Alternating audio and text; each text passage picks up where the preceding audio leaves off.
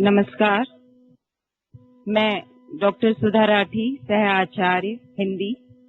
आज हम सब कबीर पर बात करेंगे, कबीर की साखियों पर बात करेंगे। कबीर के बारे में कुछ कहने से पहले सबसे पहले हम ये जाने कि कबीर हिंदी साहित्य के किस काल के कवि हैं। जैसा कि हम सब जानते हैं कि हिंदी साहित्य को हम मुख्यतः 4 भागों में, 4 कालों में बांटते हैं, जिनमें हिंदी साहित्य का दूसरा काल भक्ति काल, जिसे स्वर्ण युग भी कहा जाता है, वो सबसे प्रमुख है और कबीर इस स्वर्ण युग के पुरोधा कवि हैं। भक्ति काल को जब हम पढ़ाते हैं तो उसमें मुख्य 2 रूप हैं। जैसा कि नाम से स्पष्ट है कि भक्ति यानी कि ये ईश्वर या परमात्मा इसमें विषय रहता है। भक्ति के 2 तरीके हैं कि या तो परमात्मा निराकार हो या साकार हो, और इसी को आधार बनाकर भक्ति काल के साहित्य को 2 भागों में बांटा गया, निर्गुण साहित्य और सगुण साहित्य। निर्गुण साहित्य आगे जाकर फिर 2 भागों में बंटता है, जिसे हम ज्ञानमार्गी साहित्य कहते हैं और दूसरा सूफी साहित्य कहते हैं। ज्ञानमार्गी साहित्य की जब मैं बात कहती हूँ तो ज्ञानमार्गी कहने का अर्थ ही यही है कि जिनके लिए जो ईश्वर है, जो परमात्मा है, वो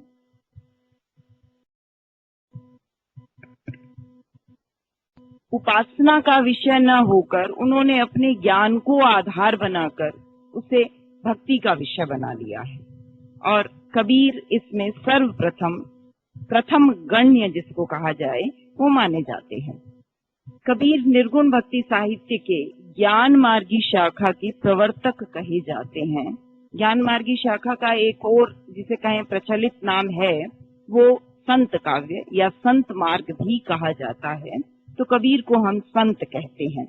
तो इस संत मत के प्रवर्तक जो कबीर हैं, जब हम उनकी बात करते हैं, और आपको एक जो सबसे महत्वपूर्ण बात है वो ये है कि जैसे ही हम भक्ति काल शुरू करते हैं, जिस भक्ति काल में सूरदास जैसे कवि हैं, जिस भक्ति काल में तुलसी जैसे कवि हैं, जिस भक्ति काल में जायसी जैसे कवि हैं, सूर जिन्हें वल्लभाचार्य ने अपने आशीर्वाद से उनको गोवर्धन जी पर श्रीनाथ जी की सेवा का अधिकार दिया, तुलसी जो कि अपने समय का अप्रतिम व्यक्तित्व है। कहते हैं कि जब तुलसी हुए तो तुलसी के समय में राम की भक्ति करने वाले अन्य कवि शायद सामने ही नहीं आ पाए, और जायसी जो शेरशाह सूरी के दरबार में रहे, अर्थात जिन्हें राजा का, जिन्हें समाज का, जिन्हें ज्ञान का एक आशीर्वाद प्राप्त था, ऐसे ही इन सब कवियों के भक्ति काल में कबीर को सबसे पहले गिना जाता है। और कबीर क्या है? कबीर फक्कड़ है। कबीर को कोई राजा का प्रश्रय नहीं है। यहाँ तक कि ये कहा जाता है कि सिकंदर लोधी ने तो उनको हाथी के पैर तले को चलवाने की कोशिश की, जिसका कोई घर बार नहीं है, विद्या में जो अपढ़ है, जिसने कभी कलम और स्याही का स्पर्श तक नहीं किया है। और रही बात सेवा की, जैसे सूरदास को प्राप्त थी, कबीर के लिए तो गुरु भी उपलब्ध होना बहुत कठिन था। नाम की महिमा उसे कहना चाहिए कि उसने अपनी जिद से, अपनी लगन से उस नाम को प्राप्त कर लिया, और ऐसा कबीर भक्ति काल में सबसे पहले पढ़ाया जाता है। तो ये तो बातें हुई कबीर की।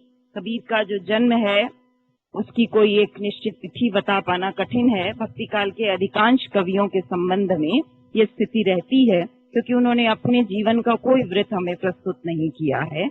उनका उद्देश्य चूंकि सिर्फ भक्ति करना था, अपना बखान या अपना यशोगान नहीं था।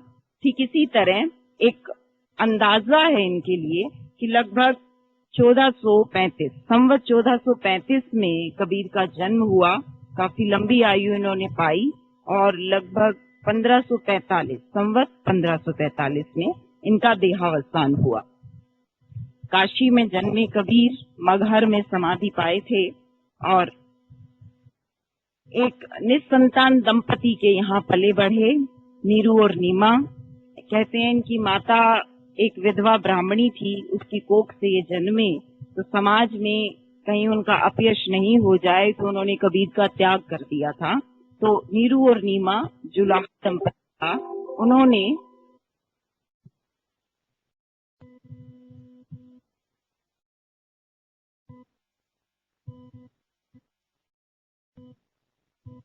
उन्होंने कबीर को पाला। कबीर ने भी अपने पालक माता पिता की तरह जुलाहे का ही व्यवसाय अपनाया और उसी को अपनाते हुए संसार में रहते हुए उन्होंने भक्ति की। कबीर ने बहुत सारी रचनाएं लिखी नहीं, गाई। लिखी इसलिए नहीं क्योंकि कबीर के लिए कहा जाता है कि मसी कागज छुयो नहीं और कलम गयो नहीं हाथ, कि कभी कलम पकड़ी ही नहीं, पढ़ा ही नहीं। बहुश्रुत था ये कवि, बहुत कुछ बातें सुन सुनकर जाना। फिर भी इनके एक शिष्य थे, उन्होंने इनकी जो वाणियां थी उनको लिपिबद्ध किया। लगभग 61 रचनाएं कबीर के बारे में मानी जाती हैं कि उपलब्ध हैं, पर उनमें जो प्रामाणिक रचना है वो बीजक को ही माना जाता है। और बीजक में कबीर की 3 प्रकार की रचनाएं मिलती हैं। साखियां मिलती हैं, शब्द मिलते हैं और रमैनी मिलती है। जो साखियां हैं उन्हें दोहों में लिखा गया है, जिन्हें श्लोक भी कहा गया है कहीं कहीं। और शब्द वो है जो अनेक प्रकार की राग रागनियों में जो शास्त्रीय संगीत गाने वाले हैं वो उनका अभ्यास करते हैं। रमैनी में वो रचनाएं आती हैं जो दोहा और चौपाई शैली में लिखी गई हैं। तो इस प्रकार 3 रूप इनकी रचनाओं के हमें प्राप्त होते हैं।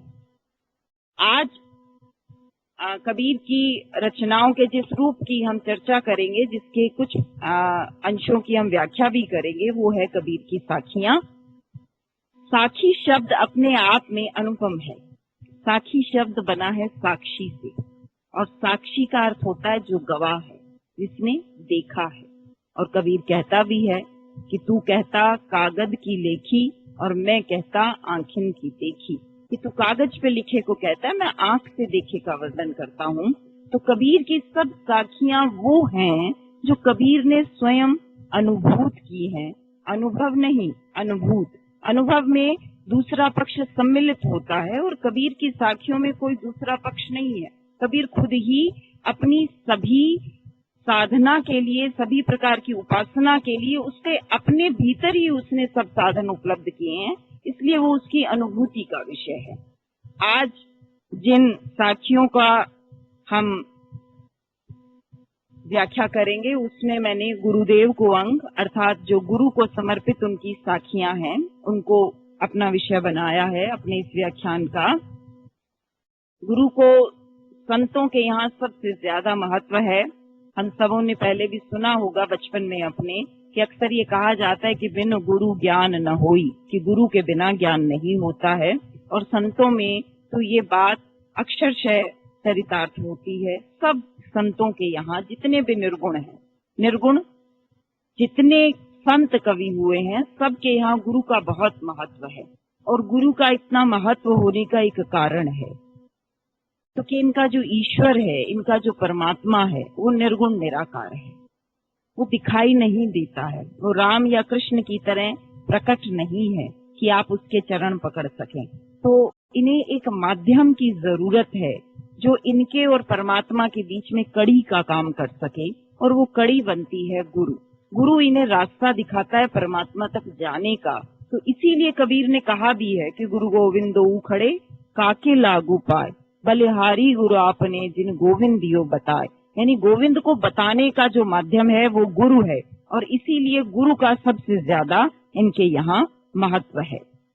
तो कुछ साखियां हम इनकी जो करेंगे, सबसे पहले मैंने जो साखी चुनी है वो सतगुरु का वर्णन कर रही है, उसकी महत्ता को बता रही है कि सतगुरु समान को सगा। सतगुरु, सत गुरु का अर्थ सिर्फ गुरु नहीं है। गुरु कैसा है? जो सतगुरु है। और सतगुरु कौन है? जिसने सत्य को जान लिया है। और सत्य क्या है? सिर्फ परमात्मा ही सत्य है। अर्थात जो परमात्मा को जानता है, ऐसे सत्य को जानने वाले गुरु के समान न को नहीं कोई सगा अपना नहीं है।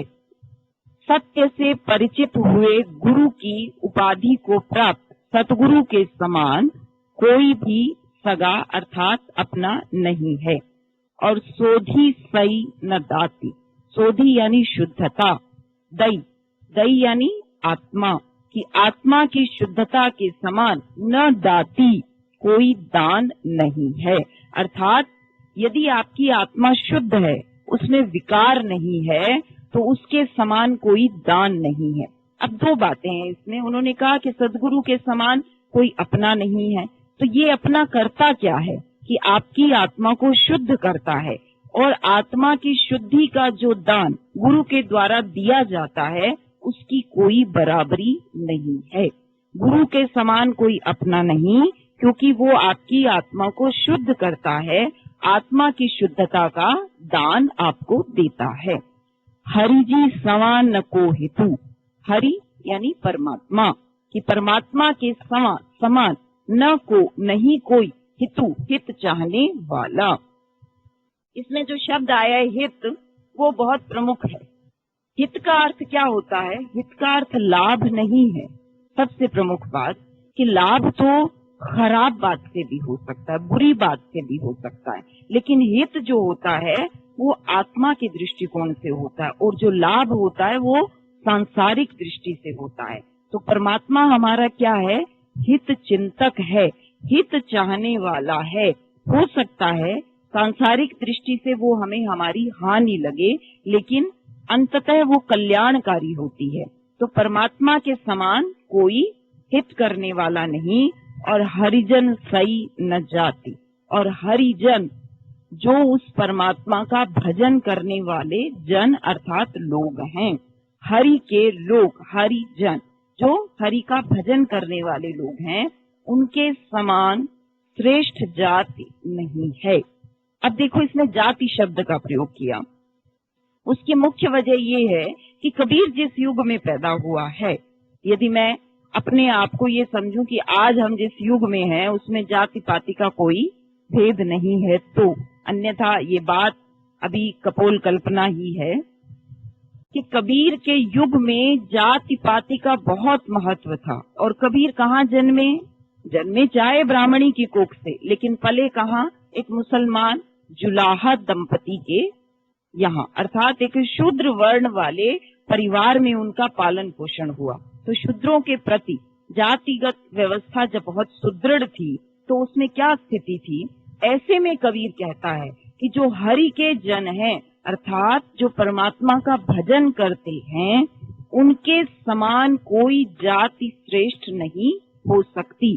अर्थात कबीर को कुंठा नहीं है कि वो किस परिवार में जन्मा, पला, बढ़ा, समाज में उसकी क्या स्थिति है। तो उसने कहा परमात्मा की तरह हित चाहने वाला और कोई नहीं, और परमात्मा को समर्पित, परमात्मा का भजन करने वाले लोगों की समान कोई श्रेष्ठ जात नहीं। एक बार फिर से देख लें, मैं पद का अर्थ करती हूँ, आप पंक्ति देखें कि सतगुरु के समान हमारा अपना सगा कोई नहीं है, क्योंकि आत्मा की शुद्धता से श्रेष्ठ दान इस संसार में नहीं, और आत्मा की शुद्धता गुरु की कृपा से प्राप्त होती है। परमात्मा के समान हमारा हित चाहने वाला कोई नहीं, और परमात्मा का भजन करने वाले लोगों की जाति इस दुनिया में सर्वश्रेष्ठ है। कबीर के जितने भी दोहे, साखी, पद आप देखेंगे उसमें सामाजिक पक्ष बहुत प्रबल होता है।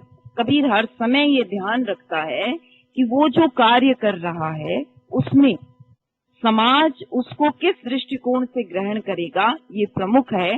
इसीलिए उसने गुरु की, परमात्मा की और अपनी जाति की चर्चा की है। अब अगली साखी कि बलिहारी गुर आपने द्योहाड़ी के बार। बलिहारी न्योछावर हूँ मैं, गुरु अपने गुरु को, किसके? आपने अपने, कि मैं अपने गुरु पर न्योछावर हूँ। क्यों? क्योंकि द्योहाड़ी के बार, द्यो यानी दिवस, हाड़ी पहर, कै बार, कितनी बार, कि एक दिवस के प्रत्येक पहर में न जाने कितनी बार। एक अर्थ तो ये हो सकता है। और यदि हम ये माने कि ये जो दिवस है ये हमारा जीवन है, तो जीवन में कितने पहर होते हैं? 55 होता है, फिर युवावस्था होती है, प्रौढ़ावस्था होती है, तत्पश्चात वृद्धावस्था आती है। इनके 4 पहर जीवन के भी होते हैं। जीवन के प्रत्येक पहर में, अर्थात जीवन रूपी दिवस के प्रत्येक पहर में न जाने कितनी बार क्या किया उसने कि जिन्हें मानुष तय देवता, कि जिसे मनुष्य से देवता परमात्मा बनाने में करत न लागी बार, ऐसा करने में उसे बार यानी समय न लगा। कि ऐसा गुरु है वो जिसने जीवन रूपी इस दिवस के चारों प्रहर में न जाने कितनी बार उसे मनुष्य से देवता बनने का सौभाग्य प्रदान किया, और ऐसा करने में उसे समय नहीं लगा।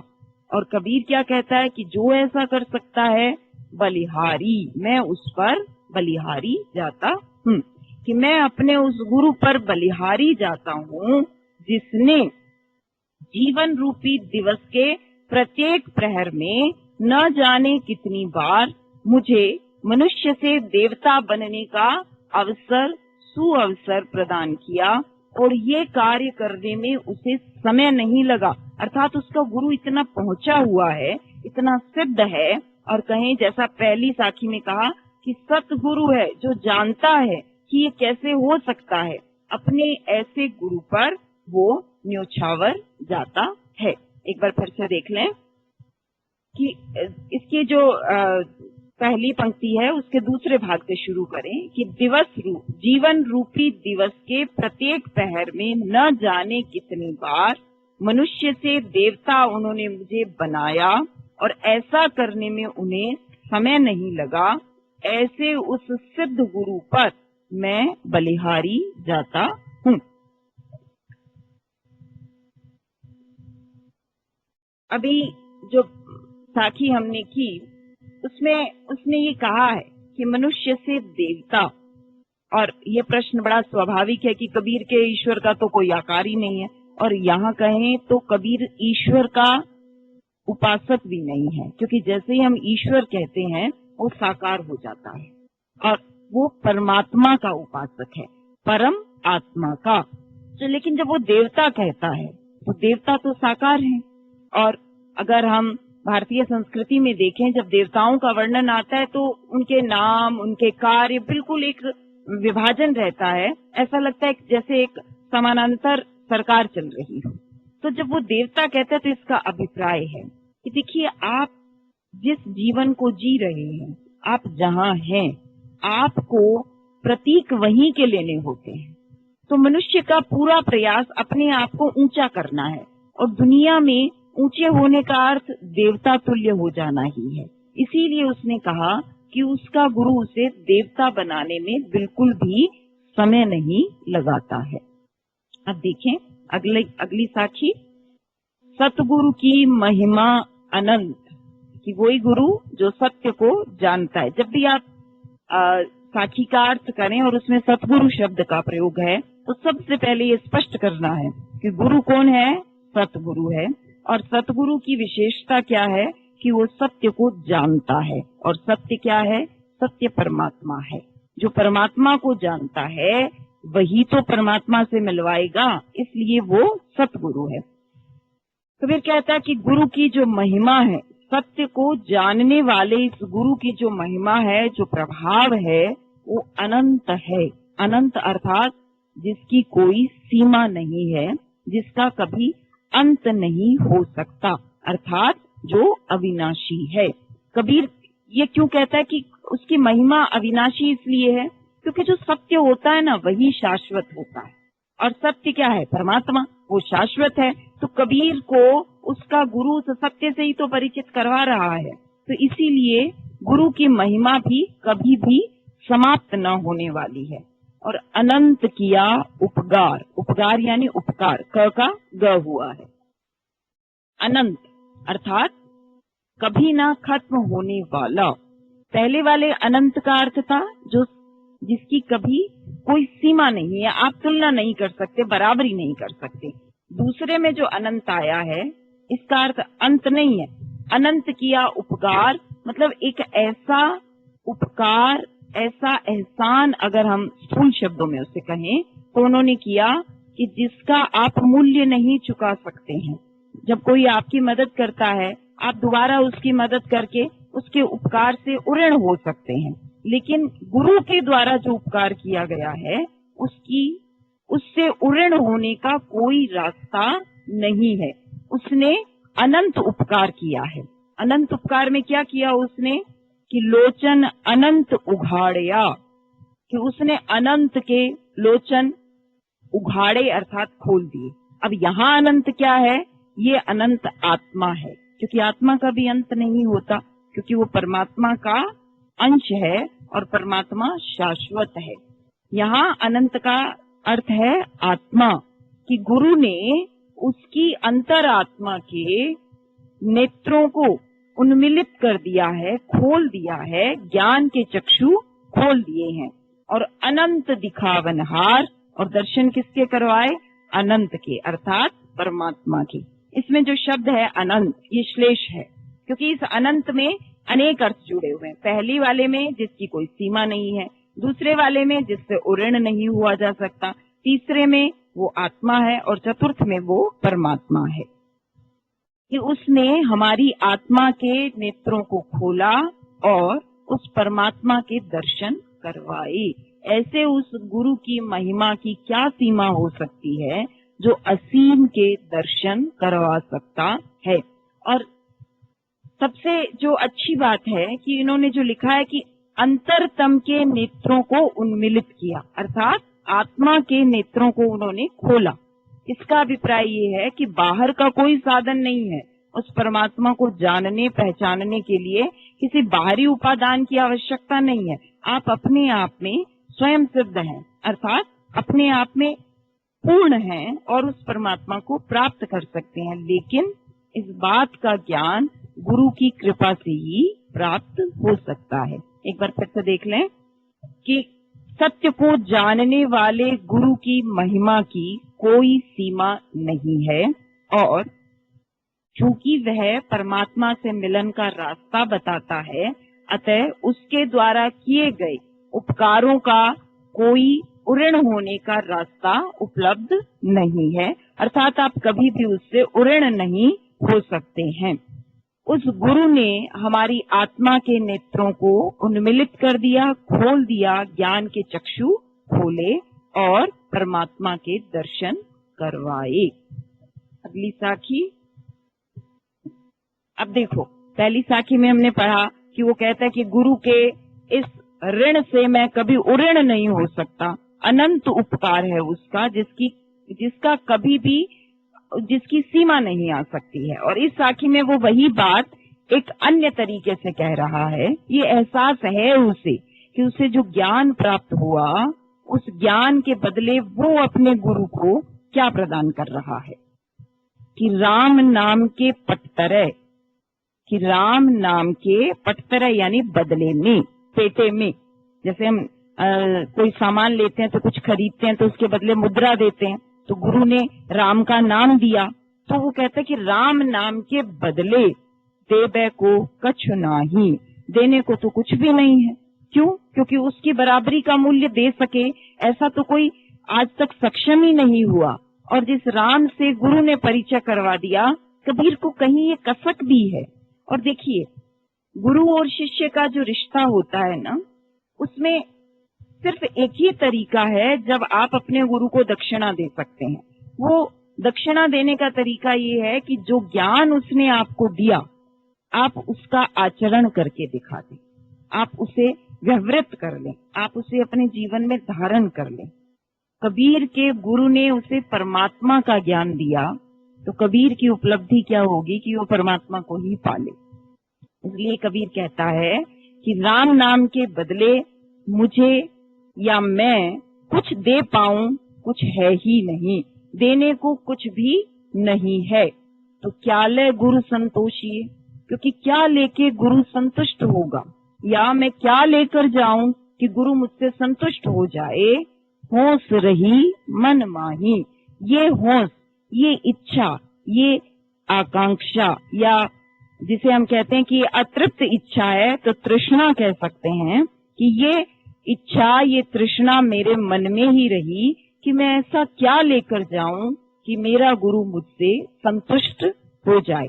यहाँ एक सांसारिक व्यवहार का तरीका भी उन्होंने जिसे कहें कि ढके छुपे शब्दों में हमें प्रस्तुत किया है कि गुरु से ज्ञान प्राप्त करके उसे दक्षिणा देनी होती है, लेकिन कबीर के पास दक्षिणा में देने के लिए जो उसकी बराबरी का हो कुछ भी नहीं है।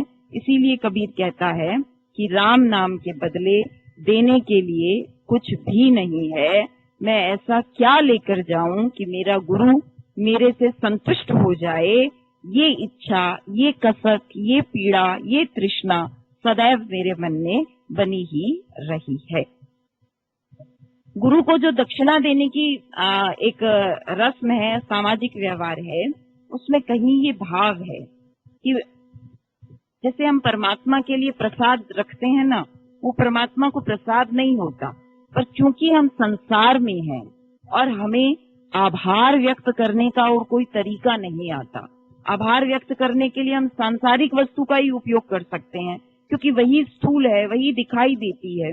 और इनके यहाँ परमात्मा तो स्थूल है नहीं, गुरु ही दिखाई देता है। गुरु को ही कुछ दिया जा सकता है, लेकिन जो दिया जाए वो उसकी बराबरी का हो, ऐसी दक्षिणा हो, ये पीड़ा इसमें स्पष्ट दिखाई देती है।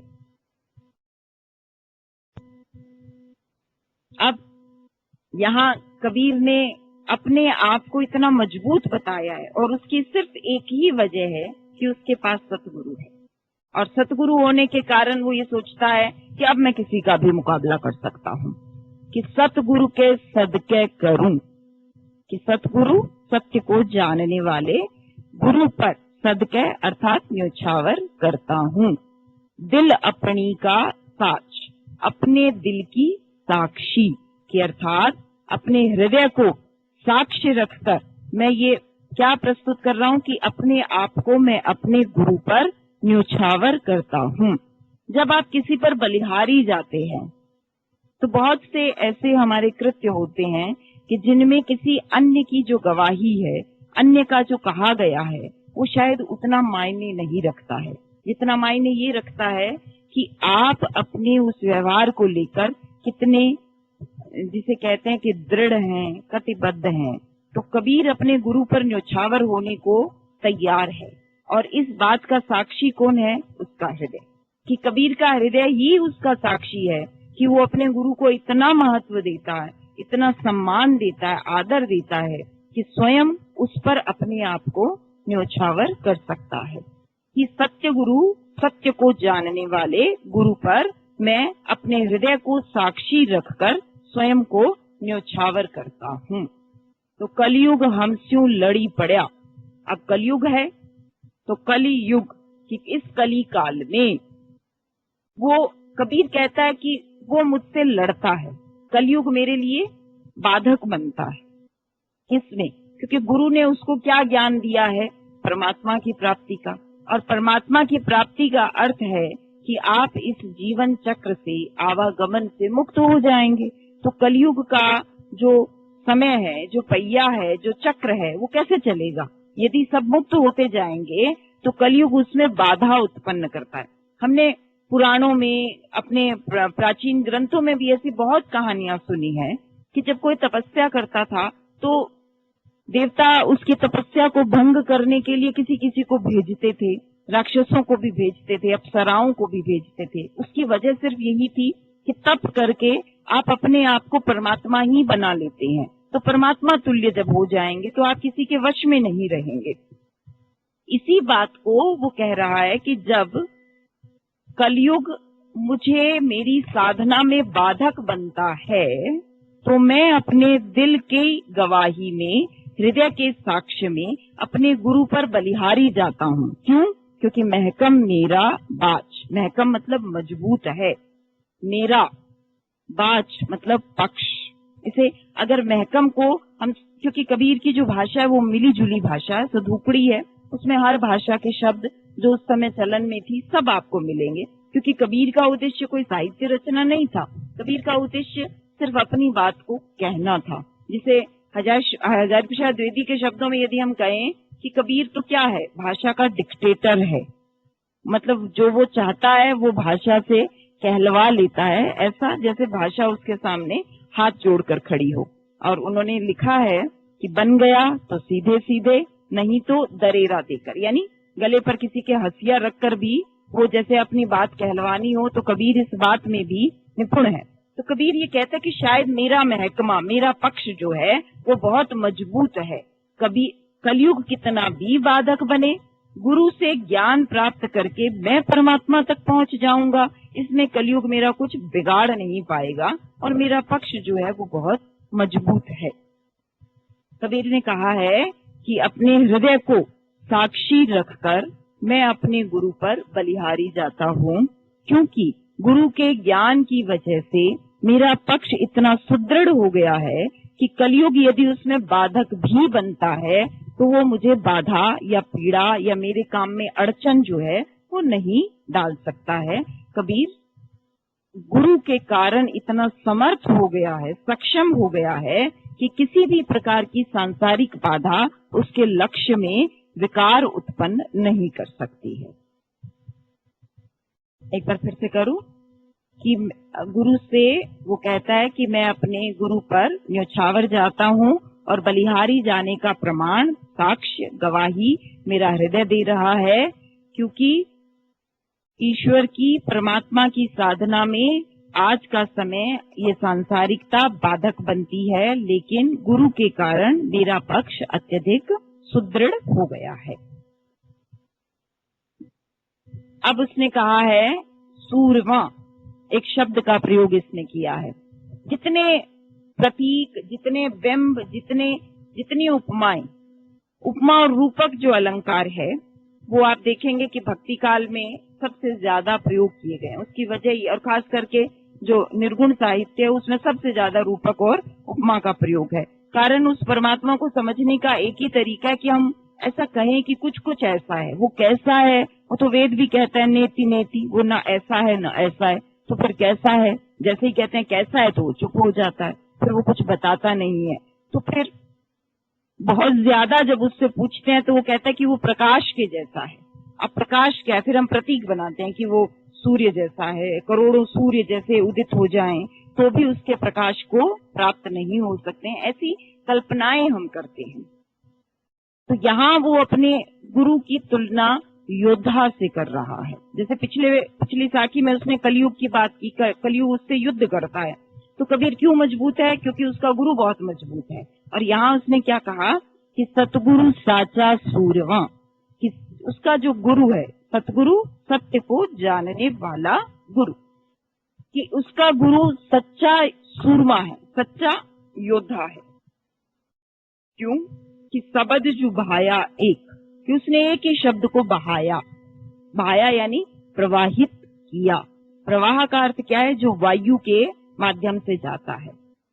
तो वायु के माध्यम से, अब क्योंकि यहाँ सूरमा शब्द, योद्धा शब्द का प्रयोग हुआ, तो यहाँ सबद का अर्थ ये हो सकता है कि शब्द रूपी बाण का, शब्द रूपी बाण जो एक उसने बहाया अर्थात प्रवाहित किया, अर्थात उसको निशाना बनाया अपने शब्द रूपी बाण से, कि उसका गुरु एक सच्चा योद्धा है जिसने शब्द रूपी बाण से, शब्द रूपी एक ही शब्द रूपी बाण से जो उसकी ओर उसने निशाना लगाया, लागत ही भूई मिली गया। और जैसे ही वो बाण उसे लगा, वो भूई यानी भूमि, भूमि क्या है? मिट्टी, पृथ्वी, कि मैं मिट्टी में मिल गया, धूल में मिल गया, कि जैसे ही वो बाण उसने चलाया मैं धूल में मिल गया। और क्या हुआ? पड़या कलेजे छेद, और मेरे कलेजे में, मेरे हृदय में छेद हो गया। बाण लगा तो छेद हो गया। और अब जानिए, अब इसको हम बिल्कुल कबीर से छोड़कर अलग देखते हैं कि एक युद्ध का दृश्य है। अगर कोई बाण चलता है और वो बाण यदि सीधा हृदय पर आघात करता है तो मृत्यु जो है वो निश्चित है, क्योंकि हृदय जब कार्य करना बंद करेगा तो मृत्यु अवश्यम भावी है। तो यहाँ उसने बिल्कुल ठीक उसी रूपक को घटित किया है। वो क्या कहता है कि मेरा गुरु एक सच्चा योद्धा है जो शब्द रूपी बाण को प्रवाहित करता है, और जैसे ही वो शब्द रूपी बाण मुझे लगता है मैं मिट्टी में मिल जाता हूँ, अर्थात समाप्त हो जाता हूँ और मेरे हृदय में छेद हो जाता है। अब एक एक चीज को लेते हैं कि वो योद्धा है किस बात का, क्योंकि वो ये जानता है कि उसे करना क्या है। जो योद्धा होता है उसकी सबसे बड़ी कुशलता ये होती है कि उसे ये पता होता है कि उसे करना क्या है और क्या वो उसे आता है, अर्थात वो क्या उस युद्ध की कला में निपुण है। जिस तरह का भी युद्ध हो, जरूरी नहीं है कि अस्त्र शस्त्र लेकर ही युद्ध किया जाए। उसका गुरु परमात्मा से मिलाने वाले इस युद्ध का सच्चा योद्धा है, और वो जानता है कि इस युद्ध में क्या काम आता है, शब्द रूपी बाण। और उस शब्द रूपी बाण को उसने कबीर पर निशाना साधकर चला दिया है। और कबीर क्या कहता है, मैं मिट्टी में मिल गया। अब मिट्टी में मिलने का अर्थ ये है कि जब किसी का अहम समाप्त हो जाता है, जब किसी का अहंकार लुप्त हो जाता है, अर्थात वो मिट्टी हो जाता है, जब उसमें बिल्कुल भी अहम शेष नहीं रहता, अहंकार शेष नहीं रहता, तभी तो परमात्मा के दर्शन होते हैं। क्योंकि उसने कहा है कि प्रेम गली अति सांकरी तामे दो न समाई, क्योंकि परमात्मा से मिलन का रास्ता इतना सकरा है कि उसमें दो नहीं हो सकते, मैं और तू नहीं हो सकते, या तो वही हो सकता है या मैं ही हो सकता हूँ। अगर जब तक मैं हूँ तो वह नहीं है, और जब वह है तो फिर मैं नहीं हूँ। तो कबीर को जब अपने गुरु के शब्द रूपी बाण का निशाना बनने का अवसर मिला तो उसका अहंकार समाप्त हो गया और कलेजे में छेद हो गया। कलेजे में छेद होने से तात्पर्य क्या है कि हृदय में जितने विकार भरे थे, जितनी वासनाएं, जितनी इच्छाएं, जितनी कुंठाएं, तृष्णाएं, जो मल था, जो गंदगी थी हृदय की, वो जब उसमें छेद हो गया तो वो सब प्रवाहित हो गई, अर्थात हृदय निर्मल हो गया। और निर्मलता, पवित्रता परमात्मा की प्राप्ति का पहला कदम है। इसलिए उसने कहा कि वो जानता है उसका गुरु कि कहाँ से जो कार्य है वो प्रारंभ होगा। तो उसने क्या कहा कि सतगुरु सच्चा योद्धा है जिसने शब्द रूपी एक बाण को प्रवाहित करके। यहाँ एक बात और मुख्य है कि उसने एक ही शब्द क्यों कहा है। कबीर के विषय में अगर आप जानते हो कि कबीर के जो गुरु थे वो रामानंद थे, और रामानंद के लिए कहा जाता है कि भक्ति द्राविड़ उपजी और लाए रामानंद। उत्तर भारत में रामानंद ही भक्ति को लेकर आए, भक्ति की इस लहर को लेकर आए। तो कबीर क्योंकि जुलाहा था, निम्न वर्ग का था, शूद्र जाति का था, शूद्र वर्ण का था, तो कबीर को गुरु मिलना बहुत कठिन था, और गुरु बिन ज्ञान न हुई, और गुरु जरूरी था। तो कबीर ने रामानंद को अपना गुरु बनाने के लिए क्या किया था कि वो गंगा के किनारे घाट पर सो गया था। और जब घाट पर सोया, क्योंकि उसे पता था कि भोर के समय उसके गुरु गंगा स्नान के लिए आते हैं, तो जब उसके गुरु आए तो कबीर उस घाट पर जब सोया था तो अंधेरे में वो गुरु को दिखाई नहीं दिए। तो गुरु का पैर कबीर की छाती पर पड़ा और उन्होंने ये कहा कि उठ भाई राम कह। ये जो राम है, बस कबीर ने इसे ही अपना गुरु मंत्र स्वीकार कर लिया था। यही एक शब्द था जिसने कबीर के पूरे जीवन को परिवर्तित कर दिया, अर्थात उसका जीवन बिल्कुल बदल गया। उसी के बाद तो कबीर संत हुआ। तो कबीर कहता है कि उसके सच्चे योद्धा गुरु ने जो शब्द रूपी एक बाण, जो राम नाम रूपी शब्द का बाण उसकी ओर प्रवाहित किया, उसके लगने से उसका अहंकार मिट्टी में मिल गया और उसके हृदय के विकार छेद होने से, वेदित हो जाने से, बिंध जाने से उसके सारे हृदय के विकार समाप्त हो गए। जब विकार ही समाप्त हो गए तो हृदय निर्मल हो गया। और हृदय क्या है, जिसे हम जब एक ये तरह से एक ग्रेड है, जैसे एक मन होता है, फिर हृदय होता है, फिर वो आत्मा हो जाता है। ये भाव के स्तर हैं और आप जिस स्तर पर होते हैं उसी के अनुरूप उसका नामकरण होता है। तो उन्होंने क्या कहा है कि हंसे न बोले उन्मनी, कि न हंसती है न बोलती है। उन्मनी, उन्मनी यानी उदास, उदास भी नहीं, इसे कहते हैं उचाट हो गई है। उचाट यानी विरक्त हो गई है, कि न हंसती है न बोलती है, विरक्त हो गई है। अब ये कौन है जो ना हंसती है, ना बोलती है, विरक्त हो गई है? ये है हमारी इंद्रियां। क्योंकि जितनी 5 ज्ञान इंद्रियां, 5 कर्म इंद्रियां जो संसार में हमें लगाई रखती है, वो कहती है कि वो ना तो हंसती है ना बोलती है, अर्थात वो अपना कोई काम नहीं कर रही है। वो जैसे विरक्त हो गई हैं। 5 इंद्रियां ज्ञान की, 5 इंद्रियां कर्म की, विरक्ति की दशा को प्राप्त हो गई हैं। क्यों हुआ ऐसा? क्योंकि चंचल मेल्या मार, चंचल को मेल्या रख दिया है मार कर, कि चंचल को मार कर रख दिया है। अब चंचल कौन है? चंचल हमारा मन है।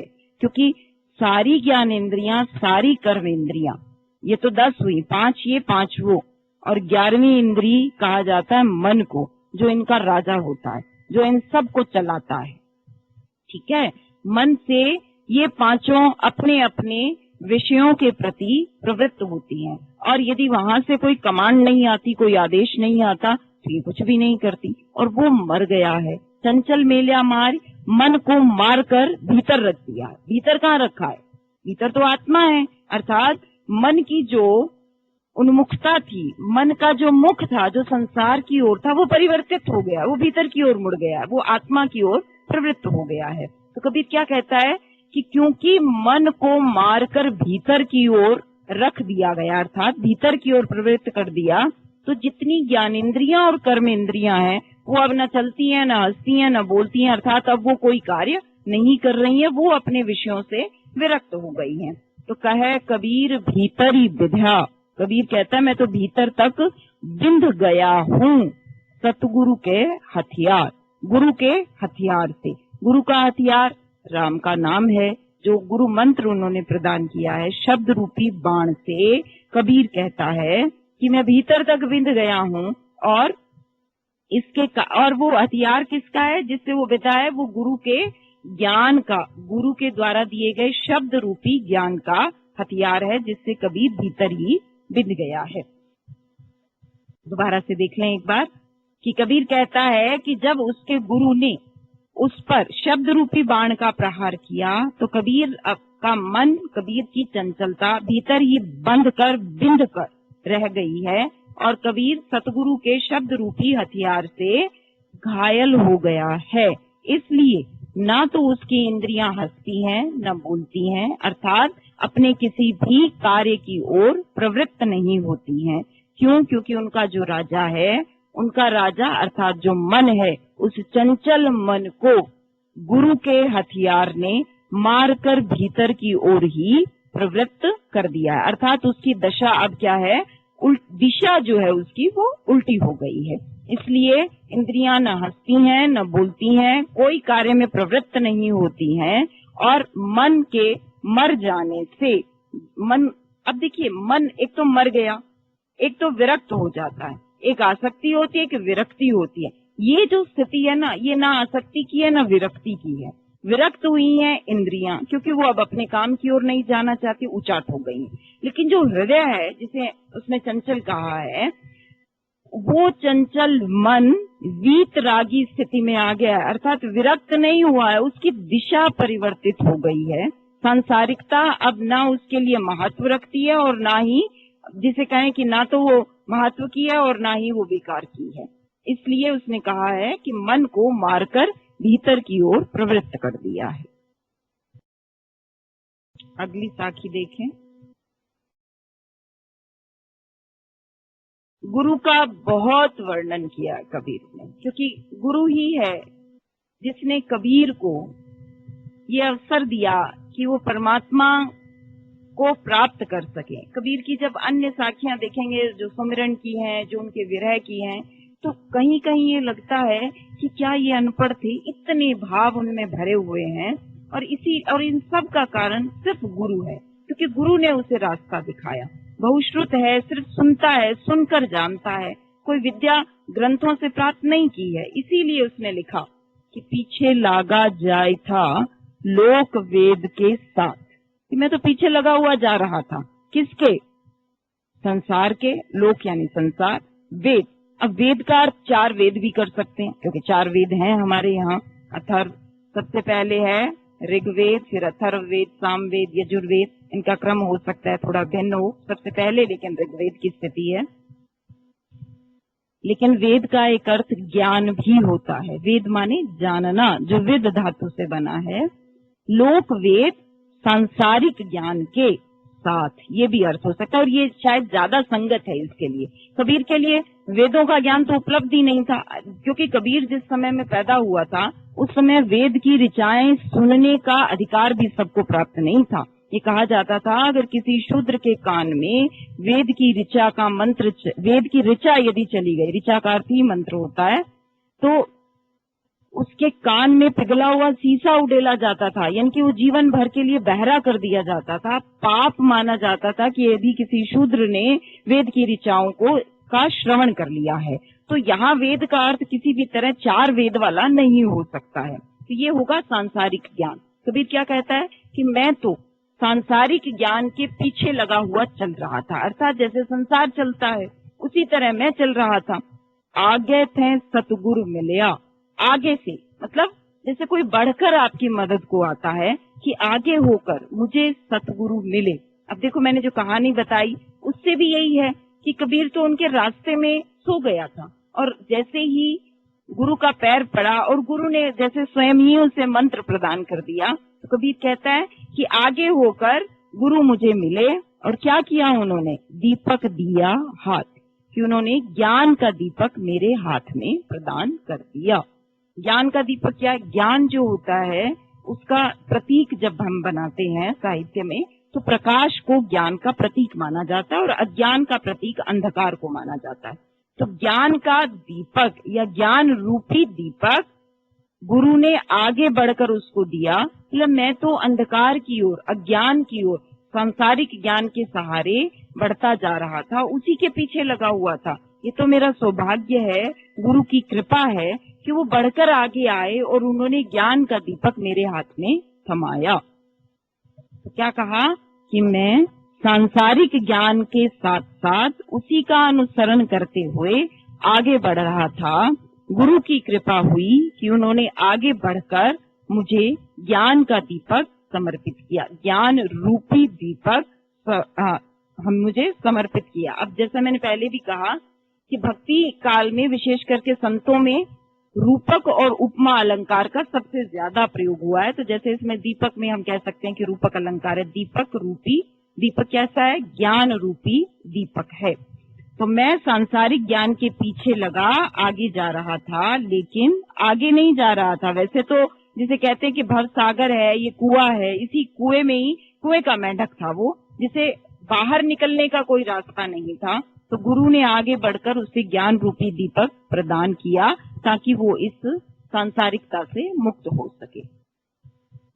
दीपक तो दिया, लेकिन बहुत अच्छा प्रतीक, बहुत अच्छा रूपक उन्होंने बांधा है कि दिए की एक आवश्यकता होती है कि उसमें तेल भरो, उसमें बाती चाहिए, और तेल और बाती यदि दोनों बीत जाएं तो फिर दिया किसी काम का नहीं है। तो दीपक कैसा दिया? दीपक दिया तेल भरी, तेल से भरकर दीपक प्रदान किया, और बाती दई अघट। और कैसी बाती दी? जो अघट है, अर्थात कभी घटती नहीं है। अब ये तेल क्या है? जो भर के तो दे दिया, और बाती ऐसी दे दी जो कभी घटती नहीं है। अर्थात अगर बाती घटती तभी है जब तेल उसका बीत जाता है। इससे पहले आप देखेंगे संसार में भी दिया अगर आपने देखा है तो देखेंगे लो तब तक चलती रहती है, रुई नहीं जलती तब तक जब तक उसमें तेल वर्तमान रहता है। तो ये बाती घटती नहीं, अर्थात इसका तेल कभी समाप्त नहीं होता। तो ये तेल क्या है? प्रेम का, ईश्वर के प्रति प्रेम का, भक्ति का, उपासना का, साधना का तेल है। और अघट बाती क्या है? आत्मा है, जो कभी घटती नहीं है। यदि ईश्वर के प्रति आपकी आत्मा सदैव प्रेम से, श्रद्धा से, भक्ति से भरी रहती है तो ये आत्मा रूपी जो बाती है ये कभी भी घटती नहीं है। तो गुरु ने उसे क्या दिया है? परमात्मा से प्रेम करने का, परमात्मा की साधना करने का, उसकी उपासना करने का जो ज्ञान है, उस ज्ञान रूपी तेल से भरकर उसे दिया प्रदान किया है। और आत्मा रूपी बाती जो उस प्रकाश से जागृत हो गई है, जो कभी भी घटेगी नहीं, कम नहीं होगी, ऐसी बाती उस दिए में प्रदान की है। तो दीपक ऐसा दिया जो प्रेम के तेल से भरा हुआ है और बाती उसकी आत्मा है जो कभी भी समाप्त नहीं होती है। पूरा किया बिसाहुणा और बहुरी न आवऊं हट। इस पंक्ति में थोड़ा सा एक भाव और है। बिसाहुणा कहते हैं व्यापार को, कि व्यापार मेरा पूरा हो गया। बहुरी न आवऊं हट, बहुरी यानी दोबारा पलट कर, न आवऊं नहीं आऊंगा, हट यानी हाट कह सकते हैं। हट का अर्थ हट्टी करें तो दुकान होता है और हाट करें तो बाजार होता है। यानी बाजार में अब मैं दोबारा नहीं आऊंगा, मैंने मेरा व्यापार पूरा कर लिया। अब व्यापार क्या है? दुनिया में आना, यहाँ जीवन यापन करना, कर्म करना, उस कर्म के बंधन में बंधना, फिर से जन्म लेना, फिर मरना, जीना, मरना, जीना, यानी जीवन और मृत्यु का जो चक्र है वो निरंतर चलता रहता है। लेकिन मुक्ति पानी हो, मोक्ष प्राप्त करना हो, परमात्मा को प्राप्त करना हो, तो भी इसी दुनिया के बाजार में आना पड़ेगा। तो उसने कहा कि मैंने जीवन का जो व्यापार है, जिसमें कर्म तो किए लेकिन बंधा नहीं, तो ऐसे अपने व्यापार को पूरा कर लिया। अब मैं दोबारा लौटकर दुनिया के इस बाजार में नहीं आऊंगा, कि मैंने अपने जीवन के व्यापार को पूरा कर लिया, ठीक प्रकार से निभा दिया। अब मुझे दोबारा लौटकर यहाँ आने की आवश्यकता नहीं है। शायद कहीं एक संकेत है इसमें कि जो भारतीय संस्कृति है, खास करके जो हिंदू माइथोलॉजी जो होती है, हिंदुओं के जो मिथक हैं, पुराण हैं, वेद हैं, उन सब में कहीं एक वर्णन रहता है, हम सबने भी सुना होगा कि 84 लाख योनियां प्राप्त करने के बाद मनुष्य बनता है। यानी कि जब आत्मा संसार के इस चक्र में आती है तो कितनी सारी योनियां भुगतने के बाद वो मनुष्य बनती है। फिर मनुष्य बनने के बाद, क्योंकि मनुष्य की बुद्धि क्या है, विकसनशील है, वो विकास कर सकती है और वो निरंतर अपनी बुद्धि हृदय के संयोग से अपनी उन्नति करता है। और जिस दिन वो परम स्थान को प्राप्त होता है, वो इस चक्र से बाहर हो जाता है। यानी जब वो एकदम शिखर पर पहुंचता है तब बाहर होता है, अन्यथा वो यहीं घूमता रहता है बार बार। तो उसने ये स्पष्ट कर दिया कहीं ना कहीं कि जो जीने मरने का जो चक्र है, मैंने उस व्यापार को पूरी तरह से निभा दिया। इनके जो काम मनुष्य के रूप में मुझे आकर करना था, वो काम तो एक ही है कि आत्मा को परमात्मा की प्राप्ति के अपने मार्ग को प्रशस्त करना है। उस व्यापार को मैंने पूरा किया, तो अब मैं दोबारा लौटकर दुनिया के बाजार में नहीं आऊंगा, अर्थात मैं जीवन मुक्त हो गया हूँ। अब मैं इस चक्र में नहीं फंसूंगा। फिर से देख लें कि कबीर कहता है कि उसके गुरु ने उसे ज्ञान का जो दीपक दिया है, उसमें प्रेम का तेल भरकर दिया है, प्रेम परमात्मा के प्रति, और आत्मा रूपी उस बाती को उसने प्रज्वलित कर दिया है जो कभी भी घटती नहीं है। संसार में आकर जो व्यापार जीवन का मुझे प्राप्त हुआ, उसको मैंने पूरी तरह निभा दिया है। अब मुझे दुनिया के इस बाजार में फिर से आने की आवश्यकता नहीं है। कबीर गुर गरवा मिल्या रली गया आटेल लो।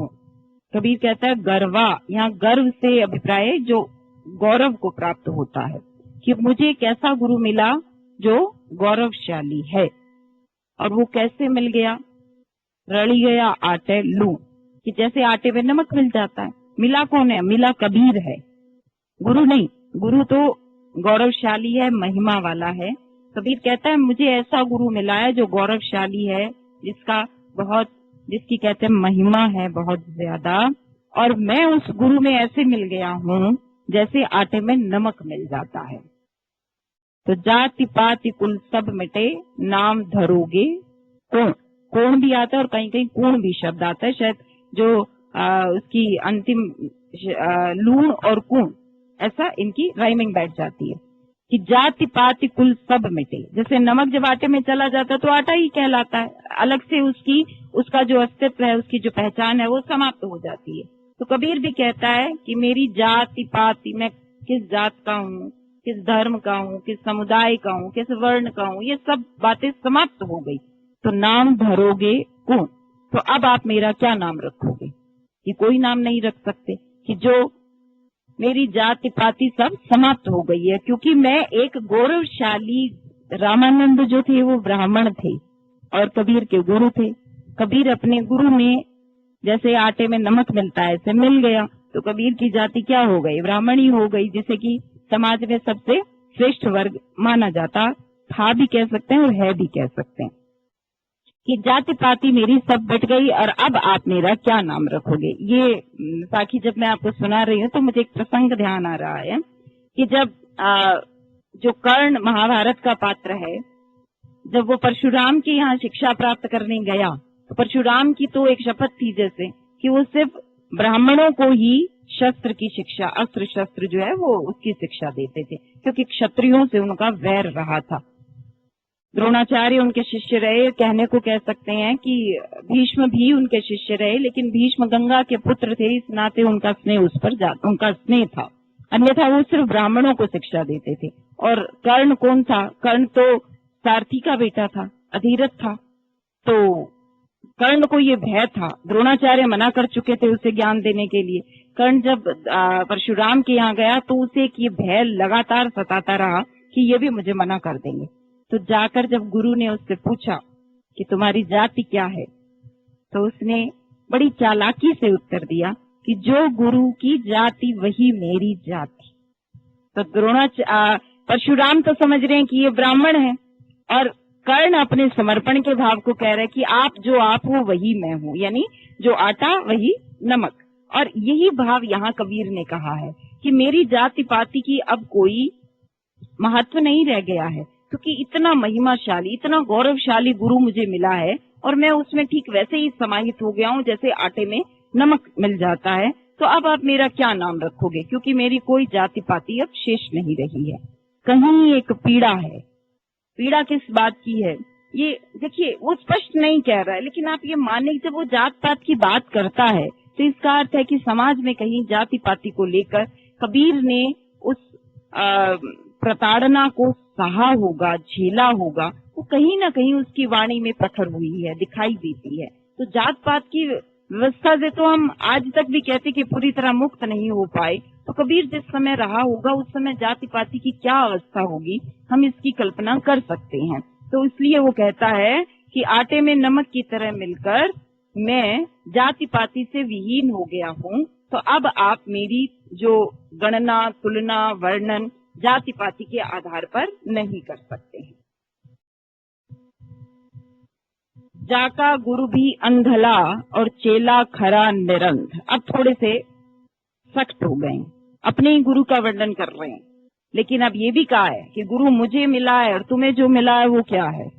तो वैसे भी थोड़े अक्खड़ और फक्कड़ तो ये है ही, और ऐसी ही इनकी वाणी भी है। तो उन्होंने कहा कि जिसका गुरु भी अंधा और चेला खरा निरंध, और चेला बिल्कुल ही अंधा, पूर्णतया ही अंधा, कि जिसका गुरु भी अंधा और चेला पूर्णतया ही अंधा, तो अंधा अंधा ठेलेगा, और अंधा जब अंधे को आगे लेकर जाएगा तो दून्यू कूप पड़ंत, तो दोनों कुएं में ही पड़ेंगे। कूप अर्थात कुआ।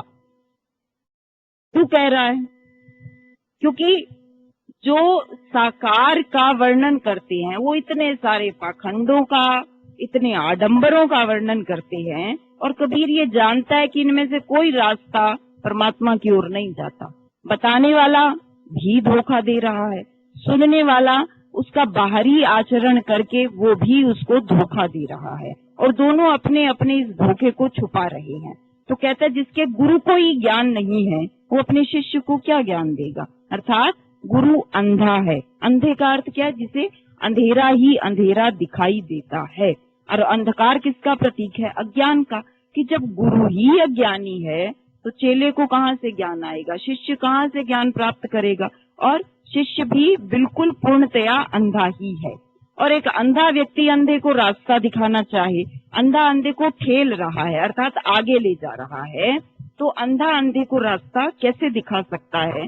दोनों कूप, कूप यानी कुआ, कुआ यानी ये भवकूप, ये दुनिया रूपी कुआ, समुद्र, भवसागर भी जिसे कहा गया है, कि इस कुएं में ही पड़े रहेंगे दोनों कभी इस कुएं से बाहर नहीं आ सकते, क्योंकि दोनों ही रास्ता नहीं जानते हैं, दोनों को ही दिखाई नहीं देता है, दोनों को ही ज्ञान नहीं है। एक के पास ज्ञान है नहीं, दूसरा ज्ञान प्राप्त करने के लिए तत्पर नहीं है, तो दोनों अंधे इस दुनिया रूपी कुएं में ही पड़े रहेंगे, कभी इससे मुक्त नहीं हो पाएंगे। और ऐसा क्यों हुआ? उसने कहा कि ना गुरु मिलया ना शिष्य भया, कि ना तो गुरु मिला। गुरु क्या है? जो सत्य को जानता हो, और ये गुरु जानता नहीं है क्योंकि ये तो अंधा है, अज्ञानी है, अंधकार को ही देख रहा है, तो गुरु तो मिला ही नहीं। और गुरु मिल भी जाता तो तब तक कार्य सिद्ध नहीं होता जब तक आप शिष्य नहीं बनते। आप वैसे भी देखिए, क्लास में यदि 50 बच्चे पढ़ते हैं तो 50 ही थोड़ी पूरा सुनकर जाते हैं, सब अपने अपने अनुसार ग्रहण करते हैं। ठीक वैसे ही जैसे यदि बारिश में कोई मटका उल्टा पड़ा हो तो बारिश कितनी भी बरसे उसमें एक बूंद भी नहीं जाती। तो उसने दोनों बातें कही है कि एक तो गुरु नहीं मिला, सबसे पहली वजह कि आपको सतगुरु की प्राप्ति हो ये बहुत कठिन है, तो गुरु मिला नहीं। और फिर मिल जाए तो न शिष्य भया, तो मैं शिष्य नहीं हो पाऊं अगर, यदि मैं तत्पर नहीं हूं उसके द्वारा दिए गए ज्ञान को ग्रहण करने के लिए। और लालच खेलिया दाव, तो लालच जो है, लोभ जो है, वो फिर अपना दाव चलता है। लोभ क्या है? सांसारिकता का पहला गुण है। लोभ सबका, सारे विकारों का मूल होता है। इसीलिए उसने कहा कि फिर सांसारिकता, फिर लालच, अपना दाव चलता है, अर्थात माया जो है वो अपना प्रसार करती है। तो ना तो सतगुरु की प्राप्ति हुई, ना ही जो उपस्थित हुआ है वो शिष्य बनने को तैयार है, तब दोनों ही लालच के वशीभूत हो जाते हैं। अब लालच क्या होगा? प्रतिष्ठा का लालच हो सकता है कि गुरु ये चाहे कि उसका महिमा मंडन हो। शिष्य का ये लालच हो सकता है कि इतने बड़े नाम के साथ जुड़कर मैं भी संसार में कुछ जिसे क्या कहते कि पद को, यश को प्राप्त कर लो। तो दोनों अपने अपने स्वार्थ की सिद्धि में लगे रहते हैं। तो दोनों बूढ़े धार में, धार यानी संसारिकता के भव सागर की धारा में दोनों ही बूढ़े, बूढ़े यानी डूब गए। इसे वर्ण विपर्य कहते हैं। बूढ़े डूबे को उन्होंने पलट कर लिखा है कि दोनों ही, गुरु भी और शिष्य भी, दोनों ही संसार की धारा में, संसार के प्रवाह में डूब जाते हैं। और चढ़ पाथर की नाव, और पत्थर की नाव पे, वैसे भी देखा जाए तो नाव होती है लकड़ी की, वही तो पार करेगी। अब ये पत्थर की नाव कह रहा है, तो पत्थर की नाव क्या है? क्योंकि पत्थर की पूजा करते हैं, प्रतिमा की पूजा करते हैं, उस प्रतिमा की पूजा करके जो संसार से पार होना चाहता है, कबीर कहता है वो सफल नहीं हो सकता है। पत्थर की नौका पर चढ़कर कैसे संसार की जो ये नदी है या संसार रूपी ये जो सागर है ये पार होगा? इसके लिए तो ऐसा ज्ञान चाहिए जो आपको मुक्त करे, जो हल्का हो, जो आपके विकारों को समाप्त करे। तो ना तो गुरु ही मिला, ना ही मैं शिष्य हो पाया, क्योंकि लालच ने अपना दाव खेल दिया। दोनों ही माया के वशीभूत हो गए और संसार रूपी इस नदी की धारा में दोनों ही पत्थर रूपी अर्थात प्रतिमा की, मूर्ति की पूजा करने की नौका पर सवार होकर दोनों ही डूब गए।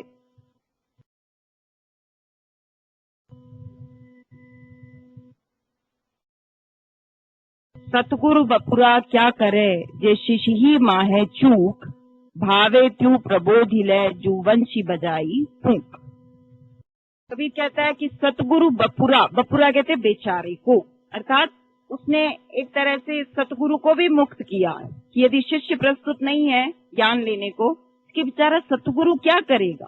जे शिष्य ही माही चूक, यदि शिष्य में ही खोट है, यदि पात्र जो है वो मलिन होगा, मैला होगा, स्वच्छ नहीं होगा, तो दूध कितना भी अमृत के जैसा हो वो उसमें जाकर फट जाएगा, उसका जो रूप है वो विदीर्ण हो जाएगा। तो इसीलिए कबीर कहते कि सतगुरु भी बेचारा क्या करे यदि शिष्य में ही खोट है, चूक है।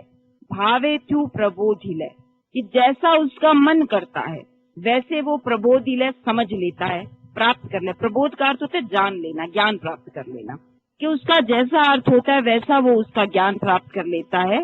जो वंशी बजाई फूंक, जैसे बांसुरी जो होती है उसमें छेद होते हैं, जब उसमें फूंक देते हैं तो वो जैसा बजाने वाला उसका स्वर निकालना चाहे वैसा उससे निकाल सकता है।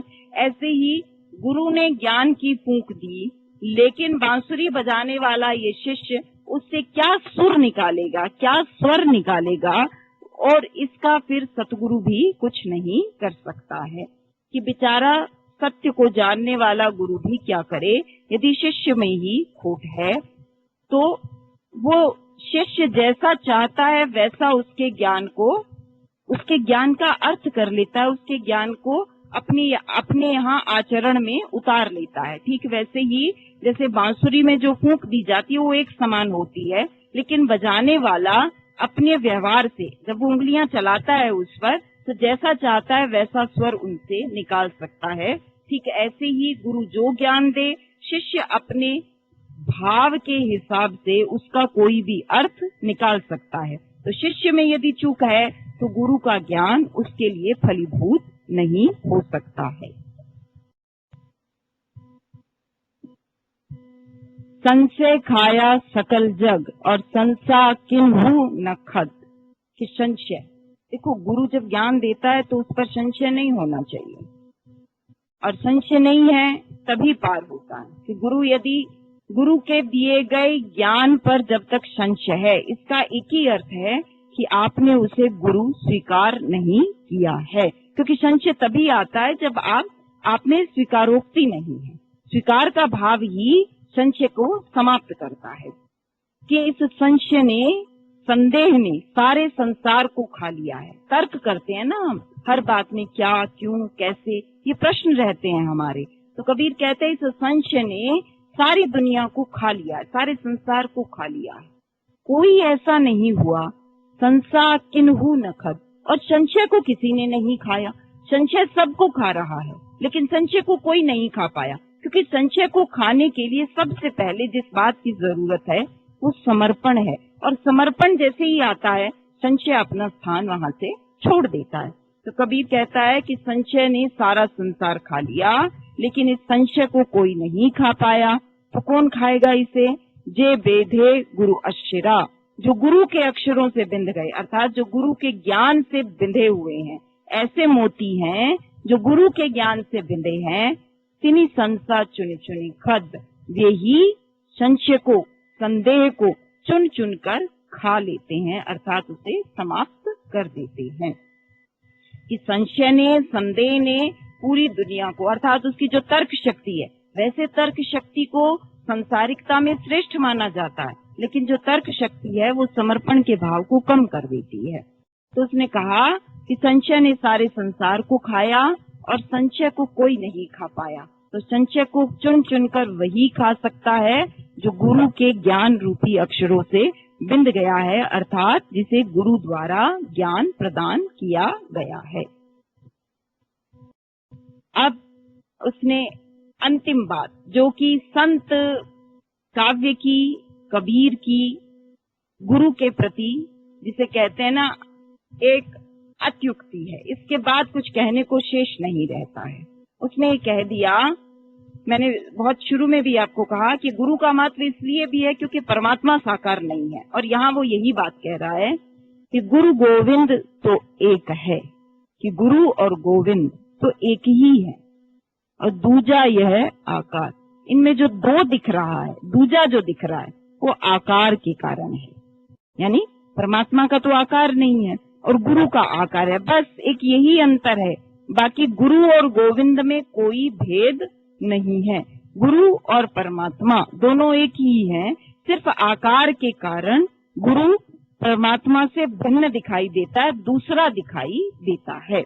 आपा मेट जीवत मरे, और वो गुरु आया भी किस लिए? वो यही बताने आया है कि जब आप अपना आपा, अपना अहम, उसको त्याग देते हैं, मिटा देते हैं, और कैसे हो जाते हैं? जीवत मरे, जीते जी मरे हुए के समान हो जाते हैं। कि अपने अहंकार को मिटाकर जब आप जीते जी मरे हुए के समान हो जाते हैं, इसे शास्त्रीय भाषा में जीवन मृत कहा जाता है। कि जो जीते हुए भी मरे हुए के समान है, अर्थात जिसकी कोई इच्छाएं शेष नहीं है। इच्छाएं शेष न रहने में स्थिति यहाँ तक है कि मुक्त होने की भी इच्छा नहीं है, अर्थात मोक्ष की इच्छा को भी इच्छा ही कहा गया, अर्थात कोई भी इच्छा जब उसकी शेष नहीं है। स्वयं को मिटाकर जो जीते जी मृतक के समान हो गया है, तो पावे करतार, तभी वह करतार अर्थात परमात्मा को प्राप्त करता है।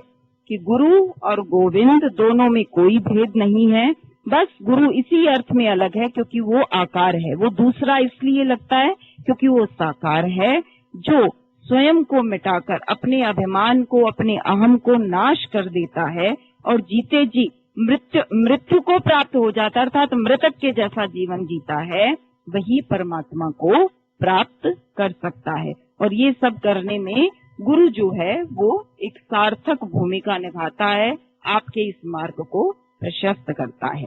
तो आज हम इतनी ही साखियां करेंगे, फिर किसी अगले व्याख्यान में कबीर के किसी दूसरे पक्ष की चर्चा करेंगे। धन्यवाद।